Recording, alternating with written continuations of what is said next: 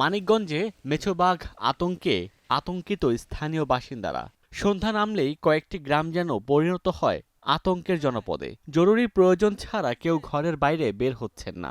শিশু, নারী, পুরুষ কেউই নিরাপদ নন এই প্রাণীর আক্রমণ থেকে। শুরুতে হাঁস মুরগি ধরলেও এখন মানুষকে আক্রমণ করছে প্রাণীটি। ঘিওরের মুদি দোকানি সোহেল রানা কালু সম্প্রতি রাতের আঁধারে অজ্ঞাত প্রাণীর হামলার শিকার হন তিনি। কোনো রকমে যান নিয়ে বাড়ি ফিরেছেন। এলাকার বা বাড়ির আশেপাশে আরও কয়েকজনকে আক্রমণ করছে। আমার বাড়ির পাশে এক মহিলা, গর্ভবতী মহিলা, তার মেয়ে সহ। হামলার শিকার হয়েছেন কণা বেগম। তিনি জানালেন ভয়াবহ অভিজ্ঞতার কথা। আমরা দাঁড়ায় আছি, ওই রকম ভাবে বাড়ির উপরে আসলো।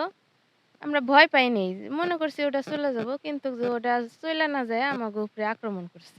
একই অভিজ্ঞতা ঘিওরের পয়লা ইউনিয়নের আরও অনেকের। স্থানীয়দের দাবি, গত ৩ সপ্তাহে নারী, পুরুষ, শিশুসহ আক্রমণের শিকার অন্তত ১৯ জন। লোকালয়ে ঢুকেছে মেছো বাঘ, তারই হামলার শিকার সবাই। 18-19 জনের মতো কামড়াইছে, 15-16 জন আহত হয়েছে। আসলে মেছো বাঘ মানে বাঘের মতোই, আপনার এটা বেশ কয়েকটা লোকরে কামড়াইছে। তারপর আমরা লাঠি ছাড়া বাইরে পারি না, এবং কি জমিতে গেলেও আমাদের রিস্ক থাকে কোন দিকে এসে আমাদের কামড়াইবো। বিষয়টি নজরে এসেছে বন বিভাগের। চেষ্টা চলছে রহস্য উদ্ঘাটনের। আসলে বন্যপ্রাণী মারা, হত্যা এটা দণ্ডনীয় অপরাধ। এটা আমি এখনো সচক্ষে দেখি না এটা কি প্রাণী।